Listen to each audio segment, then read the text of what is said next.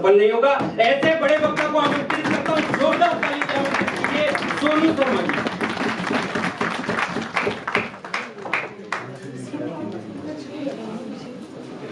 ये पहले तो जब भोले जी को सुनता ना तो मेरे वैसे कांपना शुरू कर देता हूँ कि अब मैं क्या बोलूँगा। ये स्टेज को उस माहौल पे ले जाके आपको फंसा देते हैं कि आप कुछ भी बोलेंगे बेकार ही लगेगा। तो सबको नमस्कार। सबसे पहले तो जय श्री राम। जय श्री राम। और सबसे पहले जिन लोगों को भी अवार्ड मिला है मेरी तरफ से बहुत बहुत शुभकामनाएं, सबको बहुत बहुत आभार। और मैं पहले भी पिछली बार जब यहाँ आया था तो एक ही बात बोल रहा था कि अवार्ड देने वाला तो दे के फ्री हो जाता है, लेने वालों की जिम्मेदारियां बढ़ जाती हैं। बहुत अच्छे। अच्छा भोले जी, पहले तो मुझे बताइए आप कहाँ गए? जी। अच्छा, आपको क्या लगता है भुवनेश जी को राजनीति में जाना चाहिए कि नहीं जाना चाहिए? मतलब अब मैं ये चाहता हूँ कि अब सीधा इनको भेजना चाहिए लोकसभा राज्यसभा। हमारी तरफ से वो है कि क्या बोलते हैं, फुल समर्थन है कि जितने भी लोग समर्थन देना चाहते हैं हाथ उठा दें। अगला कार्यक्रम जो हम करें यहाँ पे तो ये भेद के रूप में यह कार्यक्रम बाकी भाभी जी बैठी है, प्रतिभा जी करना उन्होंने फाइनल है। अब आपने कह दिया, मैंने नहीं कहा था, आपने कह दिया। अच्छा, वो इतना दम बोलते इतना दमदार है एक्चुअली कि उनके सामने फिर उसके बाद जो भी भुवनेश जी के बाद तो किसी को नहीं जाना चाहिए। मैं तो सोच रहा था कि भुवनेश जी के बाद कोई 2-3 लोग आ जाए उसके बाद मेरा नंबर लगे। ये एक्चुअली सोच के आते हैं कि इसको फंसाऊंगा आज। तो भुवनेश जी ने बहुत अच्छी बात बताई, मेरे पास कुछ ज्यादा बताने के लिए नहीं है। और आप सुनना ही चाहते हैं तो मैं 2-3 चीजें आपको सुना देता हूं, क्योंकि नॉर्मली फ्री में ना मेरा मन नहीं करता बोलने।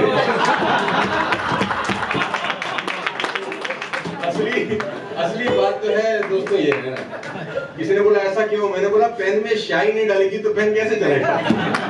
अब लेकिन भुवनेश जी चलवाने का प्रयास करते हैं मगर चलता है पेन। तो राम जी की बात हो रही थी, मैं राम जी से शुरू करता हूं। किसी ने पूछा कि मोहब्बत किसको बोलते हैं? कितने लोग सुनना चाहते हैं यार? बहुत बहुत शुक्रिया यार, आपने बड़ी मेहनत की, बहुत बहुत शुक्रिया। तो मोहब्बत किसको बोलते हैं? तो मोहब्बत के लिए किसी ने कहा कि मोहब्बत कृष्ण की बंसी है, राधा का तराना है। मोहब्बत कृष्ण की बंसी है, राधा का तराना है। मोहब्बत सब्र ईसा का मोहब्बत का फसाना है। मोहब्बत पर्वतों में बहती गंगा की रवानी है। मोहब्बत राम के अश्कों में सीता की कहानी। तो अभी मंत्री साहब बैठे थे, अगर वो होते तो मैं और अच्छे से सुना पाता है। अब वो नहीं है तो लेकिन उनके एब्सेंस में सुना देते हैं। आजकल राजनीति का बोलबाला है बहुत जबरदस्त। तो कहते हैं एक दिन ब्रह्मा विष्णु महेश बनाकर सांसद का भेष कर गए लोकसभा में प्रवेश। अच्छा, मैं ये चाहता हूँ कि जितने भी हम लोग बैठे हैं थोड़ा मुस्कुराएं यार। कुछ लोग मुस्कुरा नहीं, उनको देख के मुझे बड़ी कोफ्त आती है। मतलब मुस्कुराते ही नहीं, लोग हंसना ही भूल गए। कार चला रहा है तो गुस्से में, स्कूटर चला रहा है तो गुस्से में, बाइक पे है तो गुस्से में, बस में तो गुस्से में, गाड़ी में तो गुस्से में, घर में भी। मैं चाहता हूँ कि जो भी हम 5-7 मिनट है कम से कम मुस्कुरा लें। और कुछ लोग तो बिल्कुल नहीं मुस्कुराते, गलती से हंसते हैं तो डरावने और लगते हैं। तो एक दिन ब्रह्मा विष्णु महेश बनाकर सांसद का वेश कर गए प्रवेश लोकसभा में प्रवेश। अच्छा, हमारे लोकसभा में क्या क्या होता है आजकल उसका थोड़ा सा नजारा मैं व्यंग्य के रूप में, भुवनेश भाई आते हैं, कोई भूल चुकोगे तो बचा लेंगे मुझे। और कर गए लोकसभा में प्रवेश। लोकसभा में प्रश्नोत्तर काल चल रहा था, विपक्ष का सांसद बार बार उछल रहा था कि देश हित में हमारी समस्या का समाधान कीजिए। तो मंत्री बोले समस्या बताओ। तो बोला देश में सरकार उल्लुओं की घटती संख्या के लिए क्या कदम उठा रही है। अब देखो सदन में क्या क्या हो रहा है आजकल है, कैसे कैसे सवाल पूछे जा रहे हैं कि सरकार देश में उल्लुओं की घटती संख्या के लिए क्या कदम उठा रही है। तो विदेश मंत्री बोले चिंता मत करो, विदेशी कंपनियों के सहयोग से शीघ्र ही उल्लू उत्पादन प्लांट लगा रही है। उल्लू पैदा होंगे, टेंशन लेने की जरूरत नहीं है। दूसरा बोला ये जो बंदरों का उत्पाद मचा है ये बंदर बहुत चालू हैं, रोज छतों पर आते हैं, आदमियों के कपड़े छूते नहीं, महिलाओं के ले जाते हैं। तो इनका कोई जवाब दे। तो वन मंत्री बोले चिंता मत करो, हमारे यहाँ भी बंदर है, मुकद्दर के सिकंदर है, अंग्रेजी बोलते हैं, नंगा डोलते हैं, टेंशन लेने की जरूरत नहीं है। तो ऐसा ही संसद में सब कार्यक्रम चल रहा है। तीसरा सांसद बोला बेकार की बातों में समय मत गवाओ, मेरे प्रश्न का उत्तर बताओ, परिवार नियोजन कहां तक सफल है। तो परिवार कल्याण मंत्री बोले तुझे अकल है, परिणाम बहुत अच्छे हैं, लालू यादव के 9 बच्चे, परिणाम बहुत अच्छे हैं, लालू प्रसाद यादव के 9 बच्चे। इसी बात पर छिड़ गया हंगामा, धक्का मुक्की में खुल गया सांसद का पजामा। तो पास खड़ी महिला सांसद बोली शेम शेम, शर्म नहीं आती। दूसरी बोली तुझे आती है तो बांध दे। यहाँ तक तो ठीक था, पर इसके आगे कमाल था। एक सांसद का तो बहुत बुरा हाल था, बार बार आंखें खींच रहा था, धोती टांगने के चक्कर में महिला को ही खींच रहा था। युद्ध छिड़ चुका था, घमासान, सदन बन गया था कबड्डी का मैदान। तभी एक चप्पल हवा में लहराई, तभी एक चप्पल, अच्छा संसद में क्या क्या होता है आप समझ पा रहे हो। तभी एक चप्पल हवा में लहराई, पहले ने उठाई, दूसरे पर चलाई, तीसरे ने लपक कर जेब में रख ली, चौथा देख रहा था। गुरु फोकट का माल है जो केले खा जाएगा, हमें भी खिला नहीं तो वॉकआउट कर जाएगा। तो युद्ध छिड़ चुका था, घमासान, सदन बन गया था कबड्डी का मैदान। तभी एक स्वर उभरा, मेरा भारत महान। ब्रह्मा जी बोले ये स्वर किसका है? विष्णु बोले भगवान उसका है, वह जो कोने में खड़ा कांप रहा है, यहाँ तक कि हाँफ रहा है। उसकी बुझी बुझी सांसों में उखड़े से भाव हैं, अधरंगे तन पर न जाने कितने ही घाव हैं। ना तो वो छल है, ना ही षड्यंत्र है, वो तो संसद के पावन मंदिर में लुटा पिटा भारत का लोकतंत्र है।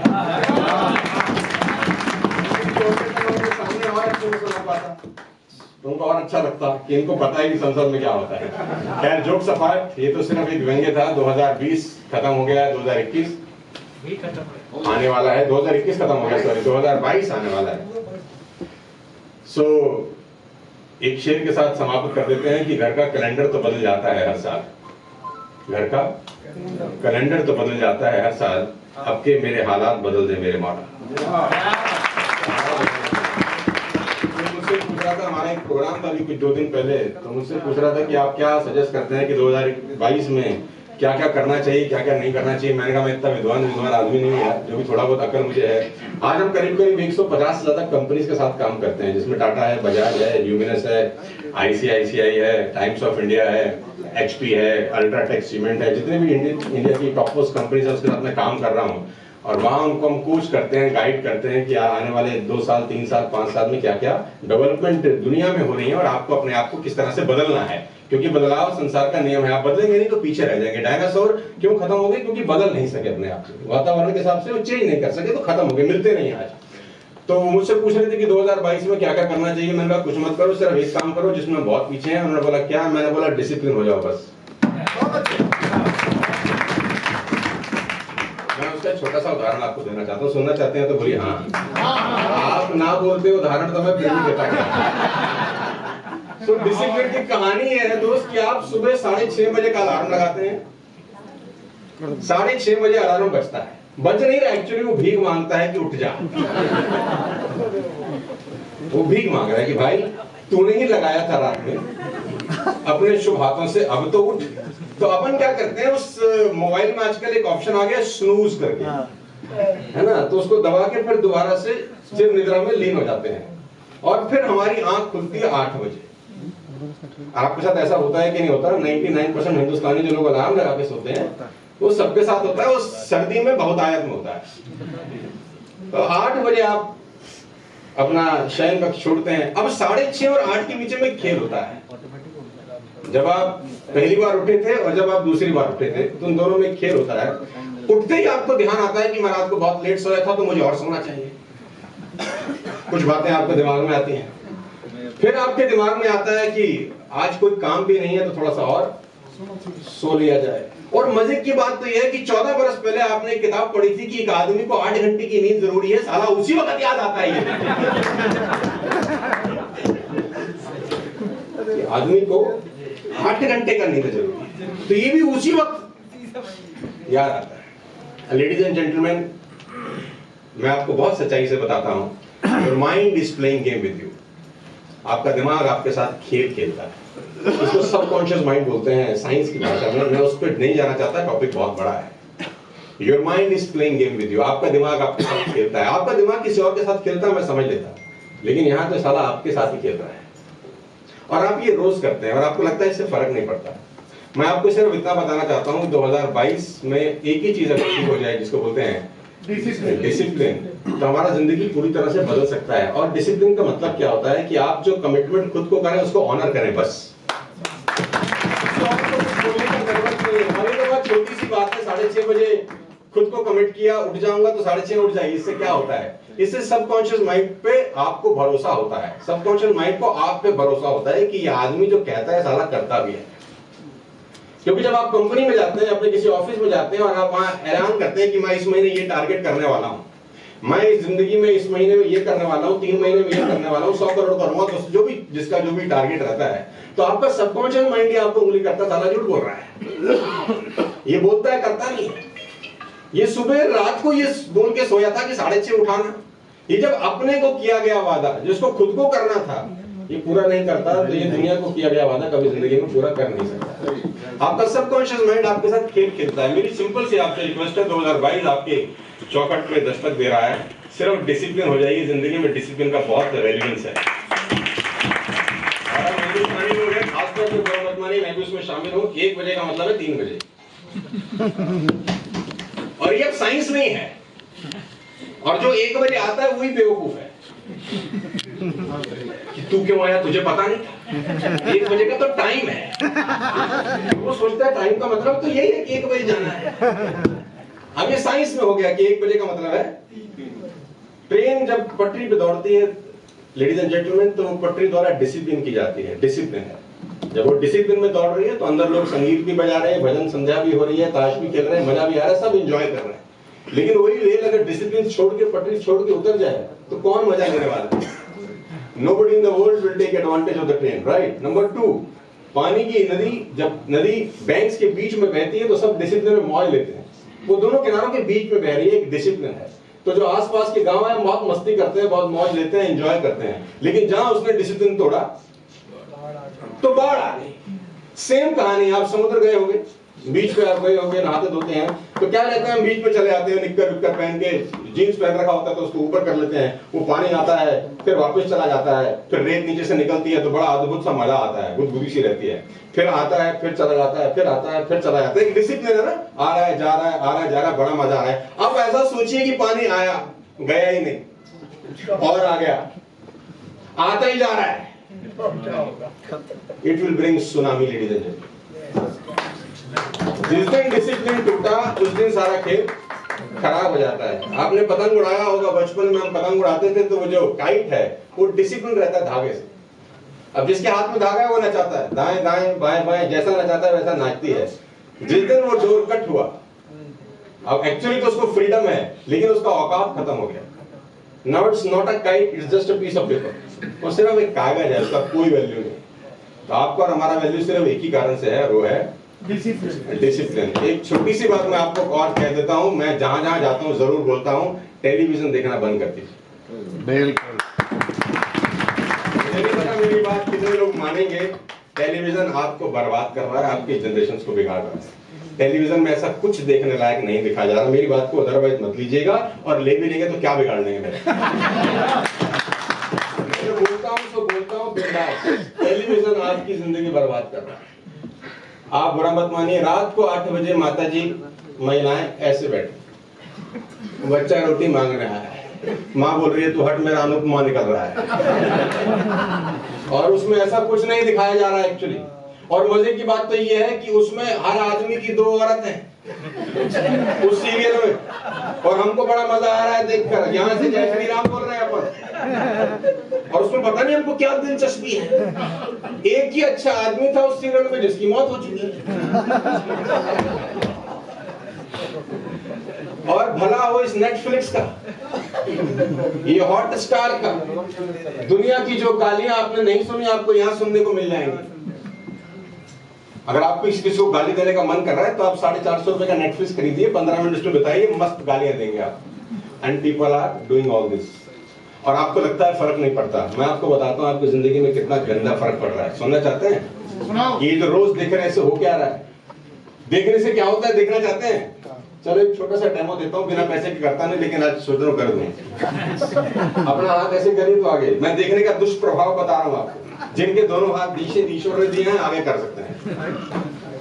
अब मेरी बात को ध्यान से सुनिए, जैसा मैं बोलता हूँ वैसा करिएगा। आपको मालूम चल जाएगा कि टीवी आपके साथ क्या कर रहा है। फालतू की चीजें आपकी जिंदगी में कितना जबरदस्त बवंडर मचा रही है, अभी आपको अगले 2 सेकंड मालूम चल जाएगा। अब मैं जैसा बोलता हूँ वैसा मुझे देख लीजिए, फिर करिएगा। मैंने क्या करना है, मैंने 3 तक गिनती गिनना है, 1 2 3। उसके बाद मैंने बोलना है गो, और जब मैं गो बोलूंगा तो मैं क्लैप करूंगा, तो आपको गो के बाद क्लैप करना है। Clear? 1 2 3 go and clap. Clear है?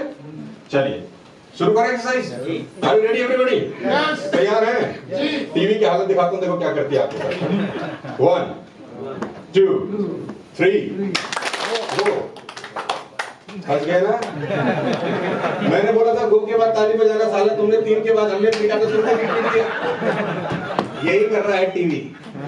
देखने का ये प्रभाव होता है आपकी जिंदगी में, देखने का, सुनने का नहीं, देखने का।